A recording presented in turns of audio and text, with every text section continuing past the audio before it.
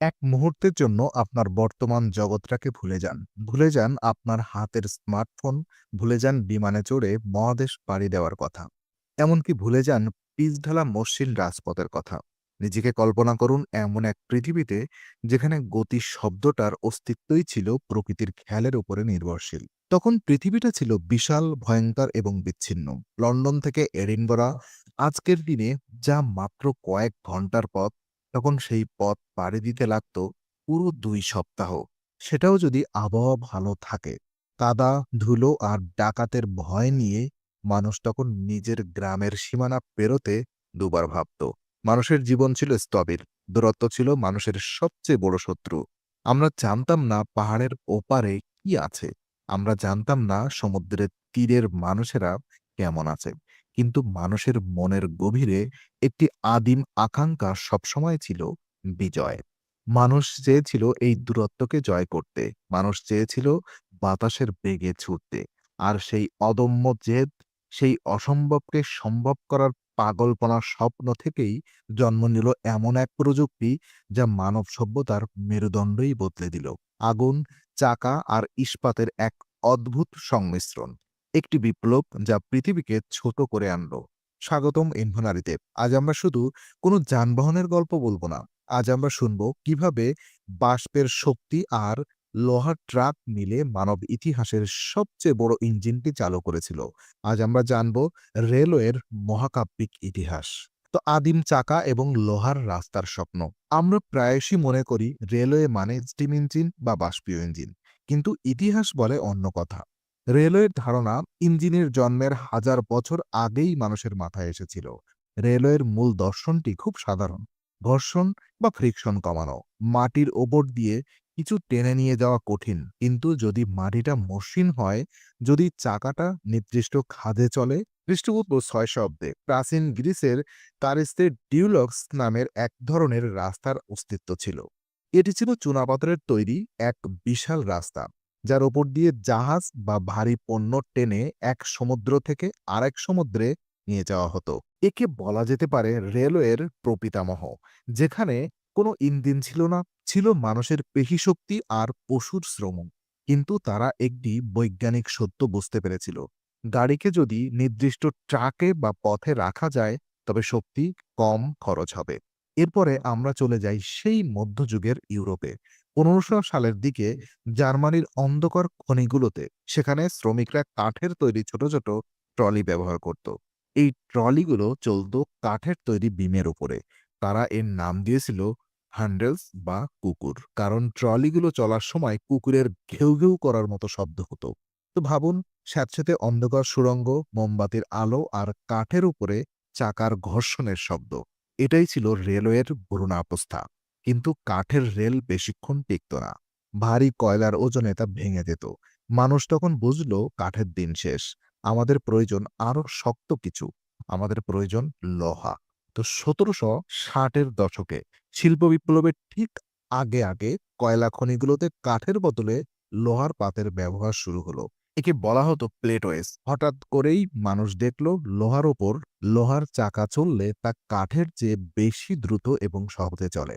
একটি ঘোড়া মাটিতে যতটা বোঝা টানতে পারত, লোহার ট্রাককে তার চেয়ে ৫ গুণ বেশি বোঝা টানতে পারছিল। কিন্তু তখনও একটি জিনিসের অভাব ছিল, শক্তি। পেশি শক্তি আর পশু শক্তির সীমাবদ্ধতা মানুষকে আটকে রেখেছিল। ট্রাক প্রস্তুত ছিল, কিন্তু সেই ট্রাকের উপর দিয়ে ঝড়ের বেগে ছুটে চলার মতো কোনো দানব তখনও জন্ম নেয়নি। তো শিল্প বিপ্লব এবং ক্ষুধার্ত পৃথিবী। সময়টা ১৮০০ শতকের মাঝামাঝি। ইংল্যান্ডে শুরু হয়েছে এক বিশাল পরিবর্তন, যাকে আমরা ডাকি শিল্প বিপ্লব বা ইন্ডাস্ট্রিয়াল রেভলিউশন। পৃথিবীটা হঠাৎ করেই খুব ব্যস্ত হয়ে উঠল। টেক্সটাইল মিল, লোহার কারখানা আর ইটভাটায় আগুনের লেলিহান শিখা। এই নতুন পৃথিবীর ক্ষুধা ছিল অসীম। মেশিনের জন্য চাই কয়লা, কারখানার জন্য চাই কাঁচামাল, আর তৈরি পণ্য পৌঁছে দিতে হবে বাজারে। কিন্তু সমস্যা হলো, পরিবহন ব্যবস্থা তখনও মধ্যযুগীয়। রাস্তাগুলো ছিল কাদায় ভরা, আর নদীপথ বা খালগুলো ছিল অত্যন্ত ধীরগতির। শীতকালে খাল জমে বরফ হয়ে যেত, আর গ্রীষ্মকালে পানি শুকিয়ে যেত। কারখানার মালিকরা হতাশ হয়ে পড়লেন। ম্যানচেস্টারের কারখানার তুলা পচে যাচ্ছে, কারণ লিভারপুল থেকে তা আনার কোনো দ্রুত উপায় নেই। লন্ডনের চুল্লিতে কয়লা পৌঁছাতে দেরি হচ্ছে, অর্থনীতির চাকা আটকে যাচ্ছিল কাদার মধ্যে। মানুষের সামনে তখন একটাই প্রশ্ন, কিভাবে আমরা ১,০০০ টন লোহা বা কয়লা এক শহর থেকে আরেক শহরে একদিনের মধ্যে পৌঁছে দেব? ঘোড়া দিয়ে এটা সম্ভব নয়, নদী দিয়েও সম্ভব নয়।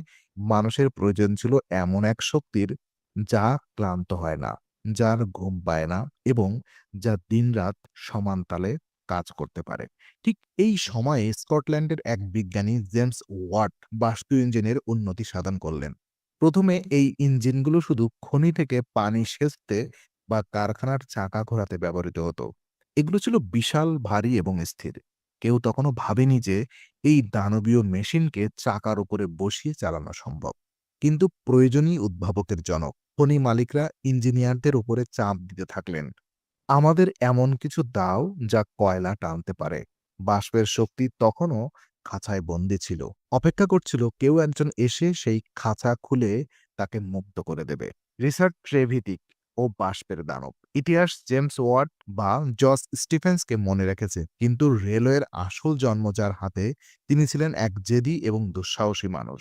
রিচার্ড ট্রেভিটি ১৮০৪ সাল, সাউথ ওয়েলসের পেনিডারেন লোহার খনি। ট্রেভিটিক দাবি করলেন তিনি এমন এক ইঞ্জিন বানাবেন যা ঘোড়া ছাড়াই লোহার ট্রাকে চলবে এবং ১০ টন লোহা টানবে। অনেকেই তাকে পাগল ভাবলেন। খনি মালিক স্যামুয়েল হোমফ্রে তাও রীতিমতো বাজি ধরলেন ৫০০ গিনির। তৎকালীন অনেক বড় অঙ্ক। বাজিটা ছিল, ট্রেভিটিকের ইঞ্জিন কি সত্যি ১০ টন লোহা বা ১০ মাইল টেনে নিয়ে যেতে পারবে? ২১শে ফেব্রুয়ারি ১৮০৪ ইতিহাসের এক স্মরণীয় দিন। ট্রেভিটিকের তৈরি ইঞ্জিন, যার নাম দেওয়া হয়েছিল পেনিড্রে লোকোমোটিভ, যাত্রা শুরু করলো। এটি দেখতে আজকের ট্রেনের মতো ছিল না। এটি ছিল মূলত চাকার উপরে বসানো একটি বিশাল বয়লার, যার থেকে হিসিস শব্দে বাষ্প বের হচ্ছিল। ইঞ্জিনটি চলতে শুরু করলো, গতি খুব কম, ঘন্টায় মাত্র ৫ মাইল। কিন্তু এটি থামল না। ১০ টন লোহা, ৫টি ওয়াগন এবং ৭০ জন মানুষকে নিয়ে এটি ৯ মাইল পথ পাড়ি দিল। ট্রেভিডিক বাজি জিতলেন, কিন্তু তিনি হেরে গেলেন অন্য জায়গায়। ইঞ্জিনটি এত ভারী ছিল যে সেই সময়ের ঢালাই লোহার অর্থাৎ কাস্ট আয়রন দুর্বল রেল লাইনগুলো এর ভার সইতে পারছিল না। লাইনগুলো ভেঙে চুরমার হয়ে যাচ্ছিল। মানুষ তখনও প্রস্তুত ছিল না। প্রযুক্তি ছিল কিন্তু পরিকাঠামো ছিল না। ট্রেভিডিকের তার স্বপ্ন পরিত্যাগ করতে হয়েছিল। তিনি মারা গিয়েছিলেন, কিন্তু কেউ তার কবরে একটা নাম ফলকও লাগায়নি। কিন্তু তিনি পৃথিবীকে দেখিয়ে দিয়েছিলেন বাষ্পের দানবকে চাকার উপরে বসিয়ে চালানো সম্ভব। তিনি জাদুর বাক্সের চাবিটা ঘুরিয়ে দিয়েছিলেন। তো স্টকটন টু ডার্লিংটন পাবলিক রেলওয়ের জন্ম। ট্রেভিডিকের পরীক্ষার প্রায় ২০ বছর পর প্রযুক্তি এখন আরেকটু উন্নত। লোহার ট্রাকগুলো এখন আগের চেয়ে মজবুত। ইংল্যান্ডের উত্তরাঞ্চলে কয়লা পরিবহনের সংকট তীব্র আকার ধারণ করছে। ১৮২৫ সাল জর্জ স্টিফেন্স নামের এক স্বশিক্ষিত ইঞ্জিনিয়ার প্রস্তাব দিলেন স্টকটন এবং ডার্লিংটনের মধ্যে একটি রেল লাইন তৈরি করার। কিন্তু এবার শুধু কয়লা নয়, তিনি বললেন আমরা মানুষও পরিবহন করতে পারি। ২৭ সেপ্টেম্বর ১৮২৫ রেলওয়ের ইতিহাসের আনুষ্ঠানিক জন্মদিন। লোকোমোশন নাম্বার ১ নামের ইঞ্জিনটির লাইনে দাঁড়ানো, পেছনে কয়লার ওয়াগন এবং তার পেছনে পরীক্ষামূলকভাবে কিছু যাত্রীবাহী বগি, যেগুলো আসলে ছিল কয়লার ওয়াগনের বেঞ্চ পাতা। হাজার হাজার মানুষ ভিড় করল এই দৃশ্য দেখতে। কেউ কেউ ভয়ে দূরে দাঁড়িয়ে রইল, ভাবল এই আগুনের মেশিন বিস্ফোরিত হবে। কেউ কেউ ঘোড়ায় চড়ে এলো ইঞ্জিনের সাথে রেস দিতে। যখন ইঞ্জিনটি বাঁশি বাজিয়ে চলতে শুরু করলো, তখন এক অভূতপূর্ব দৃশ্যের অবতারণা হলো। সামনে একজন ঘোড়া চড়ে পতাকা উড়িয়ে সংকেত দিচ্ছিল, কিন্তু ট্রেনটি এত গতি পেল যে ঘোড়সাওয়ারকে সরে যেতে হলো। ট্রেনটি পৌঁছালো ঘন্টায় ১৫ মাইল গতিতে। সেদিন শুধু পণ্য নয়, প্রায় ৪৫০ থেকে ৬০০ জন মানুষ সেই ট্রেনে চড়েছিল। এটি ছিল পৃথিবীর প্রথম পাবলিক রেলওয়ে। মানুষ অবাক হয়ে দেখল ঘোড়া ছাড়া গাড়ি চলছে, আর তা ঘোড়ার চেয়েও শক্তিশালী। গ্রামের মানুষ যারা জীবনেও ১০ মাইলের বেশি দূরে যাননি, তারা হঠাৎ অনুভব করল পৃথিবীটা হাতের মুঠোয় চলে আসছে। স্টকটন থেকে ডার্লিংটনের সেই যাত্রা শুধু ভৌগোলিক দূরত্ব কমায়নি, এটি মানুষের মানসিক সীমাবদ্ধতাকে ভেঙে দিয়েছিল। তো জর্জ স্টিফেন্স এবং দ্য রকেট এর বিজয়। রেলওয়ে তখনও পুরোপুরি গ্রহণযোগ্যতা পায়নি। অনেকের মনে প্রশ্ন ছিল, বাষ্পীয় ইঞ্জিন কি সত্যি ঘোড়ার চেয়ে ভালো? নাকি এটি কেবলই একটি ব্যয়বহুল খেলনা? এই বিতর্কের অবসান ঘটাতে 1829 সালে আয়োজন করা হলো এক ঐতিহাসিক প্রতিযোগিতা, দ্য রেইনহিল ট্রেইলস। লিভারপুল ও ম্যানচেস্টার রেলওয়ের কোম্পানি ঘোষণা করল যে ইঞ্জিনটি নির্দিষ্ট শর্ত মেনে সবচেয়ে দ্রুত এবং নিরাপদে চলতে পারবে তাকেই তাদের রেল লাইনের জন্য বেছে নেওয়া হবে। পুরস্কার 500 পাউন্ড। বিভিন্ন প্রতিযোগী তাদের ইঞ্জিন নিয়ে এলো। কারোর ইঞ্জিন দেখতে সাইক্লপসের মতো, কারোরটা ঘোড়ার দৌড়ানোর মেকানিজম নকল করার চেষ্টা করেছে। কিন্তু জর্জ স্টিফেন্স এবং তার ছেলে রবার্ট স্টিফেনসন নিয়ে এলেন তাদের মাস্টারপিস, দ্য রকেট। রকেট ছিল প্রযুক্তির এক বিস্ময়। স্টিফেনসন এতে ব্যবহার করেছিল মাল্টি টিউবুলার বয়লার, অর্থাৎ পানি গরম করার জন্য একটি বড় পাইপের বদলে অনেকগুলো ছোট পাইপ ব্যবহার করা, যা বেশি বাষ্প তৈরি করতে পারত। প্রতিযোগিতার দিন রকেট সবাইকে তাক লাগিয়ে দিল। এটি ঘন্টায় 29 মাইল গতিতে ছুটল। সেই সময়ের জন্য এটি ছিল অকল্পনীয় গতি। মানুষ মনে করত এত গতিতে চললে মানুষের নাক মুখ দিয়ে রক্ত বের হয়ে যাবে বা শ্বাসকষ্টে মারা যাবে। কিন্তু রকেট প্রমাণ করল গতি মানুষকে মারে না, বরং গতি মানুষকে মুক্তি দেয়। জর্জ স্টিভেনসন শুধু ইঞ্জিন বানাননি, তিনি তৈরি করেছিলেন স্ট্যান্ডার্ড গেজ, 4 ফুট 8.5 ইঞ্চি, যা আজও বিশ্বের অধিকাংশ রেল লাইনে ব্যবহৃত হয়। তাকে বলা হয় রেলওয়ের জনক। রেইনহিল ট্রায়ালসের পর আর পেছনে ফিরে তাকাতে হয়নি। ঘোড়ার যুগ শেষ হলো, শুরু হলো বাষ্পের যুগ। তো বিশ্বজুড়ে ইস্পাতের জাল বিস্তার। 1830-এর পর থেকে রেলওয়ের বিস্তার ঘটল ভাইরাসের মতো, তবে তা ছিল ইতিবাচক। ইংল্যান্ড থেকে প্রযুক্তিটি ছড়িয়ে পড়ল আটলান্টিক্সের ওপার আমেরিকা এবং পূর্ব এশিয়ায়। আমেরিকার রেলওয়ে হয়ে উঠল দেশ গড়ার হাতিয়ার। বিশাল আমেরিকা, এক প্রান্তে নিউ ইয়র্ক, অন্য প্রান্তে ক্যালিফোর্নিয়া। মাঝখানে দুর্গম পাহাড়, মরুভূমি আর আদিবাসীদের বাধা। 1869 সালে আমেরিকায় তৈরি হল ট্রান্সকন্টিনেন্টাল রেইল রোড। যখন পূর্ব এবং পশ্চিমের লাইন ওটাও অঙ্গরাজ্যে মিলিত হলো, তখন পোতা হলো একটি সোনার পেরেক বা গোল্ডেন স্পাইক। রেলওয়ে আমেরিকাকে এক দেশে পরিণত করল। আগে যেখানে এক প্রান্ত থেকে অন্য প্রান্তে যেতে 6 মাস লাগত, এখন তা নেমে এলো 7 দিনে। এদিকে আমাদের উপমহাদেশে অর্থাৎ ভারতে রেল এলো ব্রিটিশদের হাত ধরে। 1853 সালের 16 এপ্রিল বোম্বে থেকে থানে পর্যন্ত 34 কিলোমিটার পথ। যখন 14টি বগি নিয়ে 400 জন যাত্রী সহ ট্রেনটি চলতে শুরু করলো, তখন তোপধ্বনি করে তাকে স্বাগত জানানো হলো। ভারতের মানুষ অবাক বিস্ময়ে দেখল এই লোহার রাক্ষসকে। ব্রিটিশরা রেল তৈরি করেছিল তাদের শাসন ও শোষণের সুবিধার্থে, সৈন্য ও কাঁচামাল পরিবহনের জন্য। কিন্তু এই রেলই পরে ভারতের স্বাধীনতা সংগ্রামের জন্য জাতীয় ঐক্যের প্রতীক হয়ে উঠল। মহাত্মা গান্ধী থেকে শুরু করে সাধারণ মানুষ রেলওয়ে সবাইকে এক সুতোয় গেঁথে ফেলল। রেলওয়ে শুধু যাতায়াত নয়, এটি সময়কেও বদলে দিল। আগে প্রতিটি শহরের নিজস্ব সময় ছিল। সূর্যের অবস্থান দেখে সময় ঠিক হতো, কিন্তু ট্রেনের টাইম টেবিল মানতে গিয়ে এই ব্যবস্থা অচল হয়ে পড়ল। রেলওয়ের প্রয়োজনে এই সৃষ্টি হলো স্ট্যান্ডার্ড টাইম বা প্রমাণ সময়। আমরা যে ঘড়ি দেখি তা আসলে রেলওয়ের তার। তো প্রযুক্তি ও বৈচিত্র্য। বাষ্প থেকে বিদ্যুৎ। প্রায় 100 বছর ধরে বাষ্পীয় ইঞ্জিন রাজত্ব করল। কয়লার কালো ধোঁয়া, ঝিকঝিক শব্দ আর হুইসেল, এগুলোই ছিল রোম্যান্টিসিজম। কিন্তু বাষ্পীয় ইঞ্জিনের দক্ষতা ছিল কম, দূষণ ছিল বেশি এবং রক্ষণাবেক্ষণ ছিল কঠিন। বিংশ শতাব্দীর শুরুতে এলো পরিবর্তন, ডিজেল ইঞ্জিন এবং ইলেকট্রিক ইঞ্জিন। 1930-এর দশকে জার্মানি এবং আমেরিকায় ডিজেল ট্রেনের প্রচলন শুরু হলো। এগুলো ছিল দ্রুত, পরিষ্কার এবং সাশ্রয়ী। কয়লা লোড করার ঝামেলা নেই, পানি নেওয়ার জন্য থামতে হয় না। তবে আসল বিপ্লবটা এলো বিদ্যুতের হাত ধরে। ইলেকট্রনিক্স ট্রেন রেলওয়েকে নিয়ে গেল অন্য উচ্চতায়। মাটির নিচ দিয়ে টানেল বানিয়ে তৈরি হলো মেট্রো রেল বা সাবওয়ে। 1863 সালে লন্ডনের প্রথম আন্ডারগ্রাউন্ড রেল চালু হয়েছিল। তখন বাষ্পচালিত ছিল, কিন্তু বিদ্যুতের আগমনে তা শহরের লাইফলাইন হয়ে উঠল। প্যারিস, নিউ ইয়র্ক, টোকিও শহরগুলো মাটির নিচে তৈরি হলো আর এক শহর। যুদ্ধের সময়গুলোতে রেলওয়ে পালন করল গুরুত্বপূর্ণ ভূমিকা। সৈন্য পরিবহন, অস্ত্র সরবরাহ সবই চলত রেলে।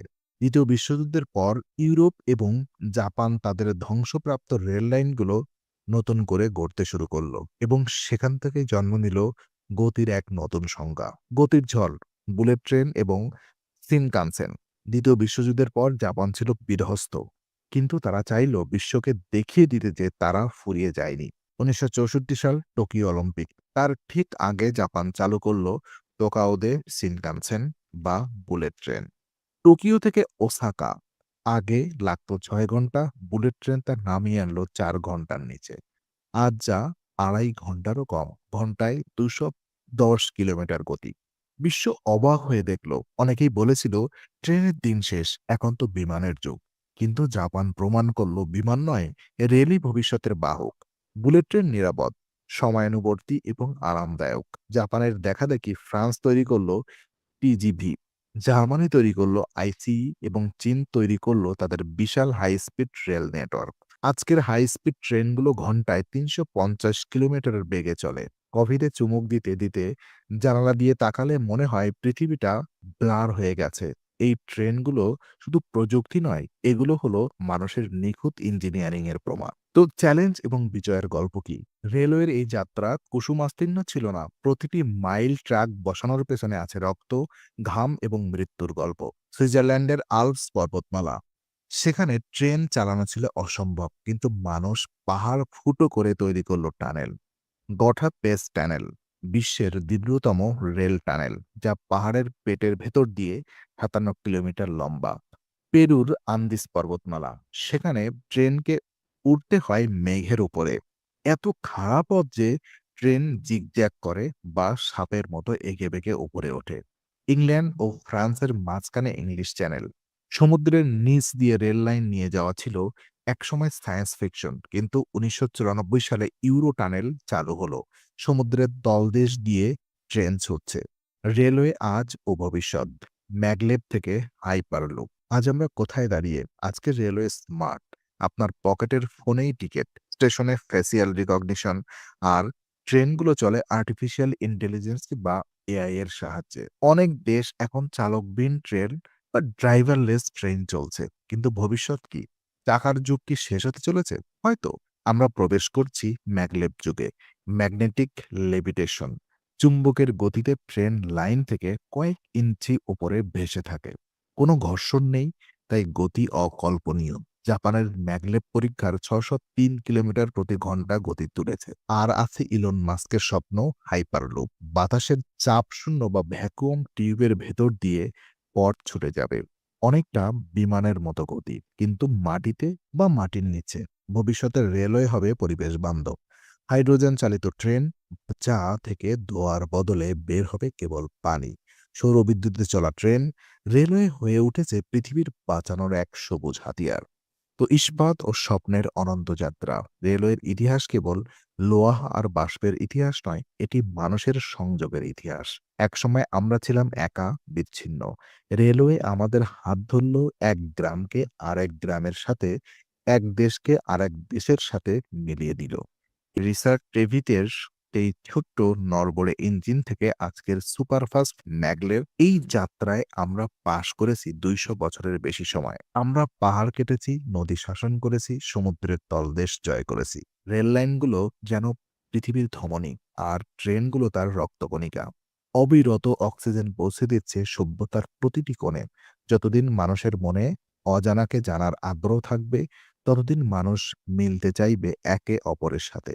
ততদিন এই সমান্তরাল রেখা দুটি চলতেই থাকবে অসীম পানে। তো কেমন লাগলো আমাদের এই মহাকাব্যিক যাত্রা? বাষ্পের ধোঁয়া থেকে ম্যাগলেভের গতি। রেলওয়ের এই বিবর্তন কি আপনাকে অবাক করেছে? যদি এই ভিডিওটি আপনার জ্ঞানের ভান্ডারে নতুন কিছু যোগ করে থাকে, তবে লাইক বাটনে ক্লিক করে আমাদের উৎসাহ দিন। আপনার বন্ধুদের সাথে শেয়ার করুন এই ইতিহাস। আর আপনি যদি আমাদের চ্যানেলে নতুন হয়ে থাকেন, তবে সাবস্ক্রাইব করতে ভুলবেন না এবং বেল আইকনটি বাজিয়ে দিন। কমেন্টে আমাদের জানান পরের ভিডিওতে আপনি কোন আবিষ্কারের পেছনে আসল ইতিহাস জানতে চান। বিমান, ইন্টারনেট নাকি মহাকাশ ভ্রমণ? দেখা হবে আগামী ভিডিওতে নতুন কোনো গল্পের সাথে। ততক্ষণ পর্যন্ত জানতে থাকুন, চলতে থাকুন। ইনফোনারি এর সাথেই থাকুন।